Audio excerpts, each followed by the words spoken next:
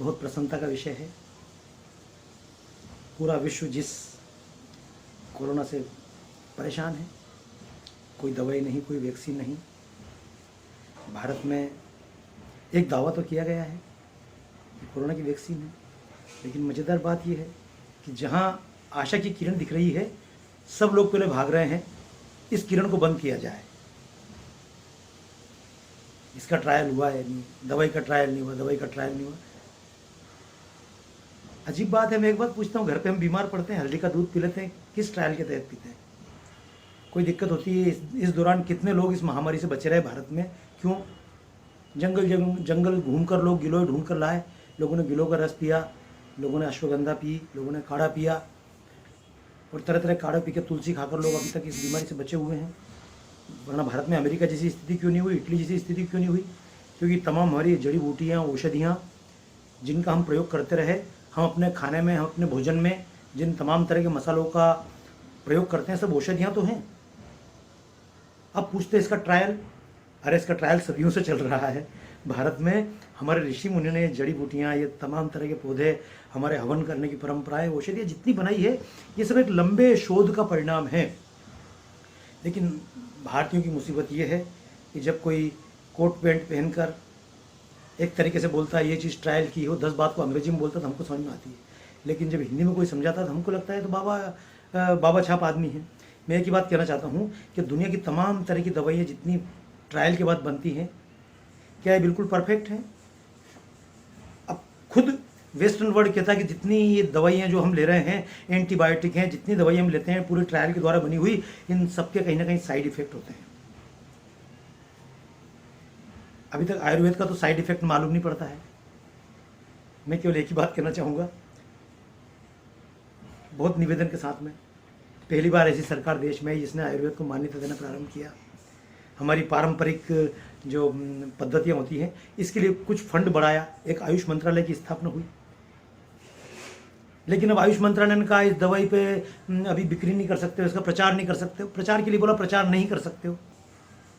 तो मैं बहुत पूछता हूँ, कुछ दिन पहले आयुष मंत्रालय ने काढ़ा बताया था, काढ़ा पियो, काढ़ा पियो। आयुष मंत्रालय कितने हजार लोगों पर ट्रायल किया था आपने? ये काढ़ा किस ट्रायल के आधार पर बेचा गया? आप खुद अपने जाल में फंसोगे। इसलिए मैं कहूँगा,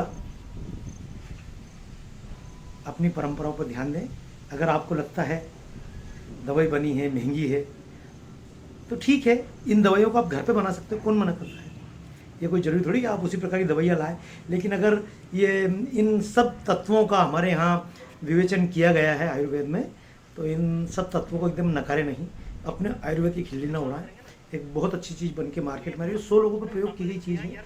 तो मैं एक बात कहता हूँ, जब दुनिया में तमाम तरफ अंधकार है, एक आशा की किरण फूटी है, हम सबको इसका स्वागत करना चाहिए। पर हमारी मजबूरी है, हम भारतीय हैं, हमको अपने ग्रंथों पर विश्वास नहीं, हमको अपनी परंपराओं पर विश्वास नहीं।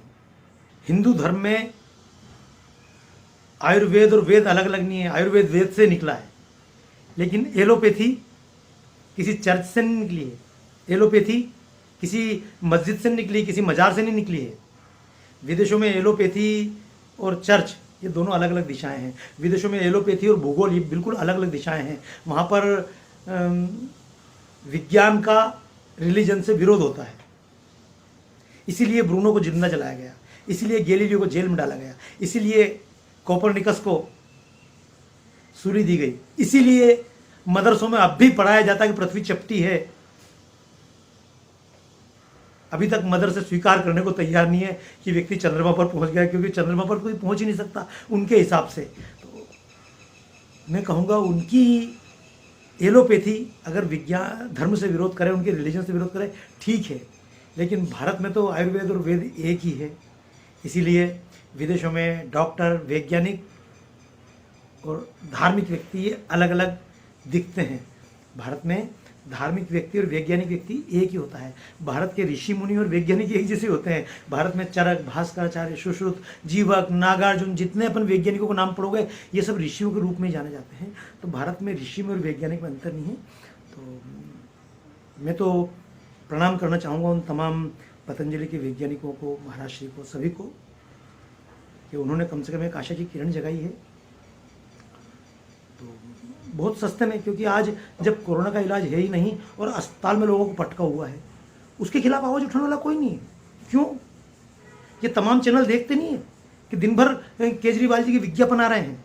और दिल्ली की हालत देखो तो एक महिला को बता दिया अस्पताल में से गायब हो गई, बाद में मालूम पड़ा कि इतने दिन बाद 8 दिन बाद उसकी लाश बाथरूम से निकल रही है। हॉस्पिटल के अंदर से लोग फोन कर रहे हैं, बेटा मुझे यहां से निकाल लो या मुझे जहर का इंजेक्शन दे दो। सरकार के पास दवा भी नहीं है और कोई उपाय भी नहीं है। और अगर कोई उपाय आया है तो मैं चाहता हूँ आगे बढ़ के इस उपाय का स्वागत करना चाहिए। और अगर आपको लगता है कि बाबा जी की दवाई गलत है तो बाबा जी ने तो सब बता ही दिया, इसमें कितने % क्या क्या चीज़ें हैं। आप वो दवाइयाँ लेकर अपने हिसाब से कहीं बनाकर कर लीजिए, प्रयोग कर लीजिए। प्रयोग में कौन बनाइए? हम हल्दी बिना ट्रायल के पीते हैं, हम गिलोय को बिना ट्रायल के पीते हैं, हम तुलसी की पत्ती बिना ट्रायल के खाते आए हैं, हम अपने माता पिता जो बोलते हैं उनकी सेवा बिना ट्रायल के करते आए हैं। तो एक काम बिना ट्रायल के और हो जाए, क्योंकि जिनने ट्रायल कर लिया उन्होंने कौन सा उन्होंने भी तो हवा में लठ मारे। मैं चाहूँगा ये हवा में लठ नहीं है, हमारे वेद आयुर्वेद की परंपरा बरसों पुरानी है और इसको जितनी श्रद्धा से हम स्वीकार करेंगे उतना हमारे लिए अच्छा रहेगा। मैं केवल ये कहना चाहूँगा कि जिन लोगों ने दवाइयाँ बनाई हैं उनको केवल आप नीम हकीम ना समझें, वो वास्तव में ज्ञान और विज्ञान का समन्वय है। तो इसे ज्ञान और विज्ञान का समन्वय करने वाले तमाम साधु संतों को और वैज्ञानिकों को मैं प्रणाम करना चाहूँगा और आपसे अनुरोध करूँगा कि अगर हमारी अपनी मान्यताएं, हमारी अपनी पुराने ज्ञान विज्ञान, हमारे ऋषि मुनियों के अनुभवों से निकलकर एक अच्छी चीज़ निकलकर सामने आ रही है और पूरी दुनिया का फायदा कर सकती है, तो हम उसको प्रोत्साहित करें, हम उसको हतोत्साहित कर अपने स्वयं के पैर पर कुल्हाड़ी न मारें। नमस्कार।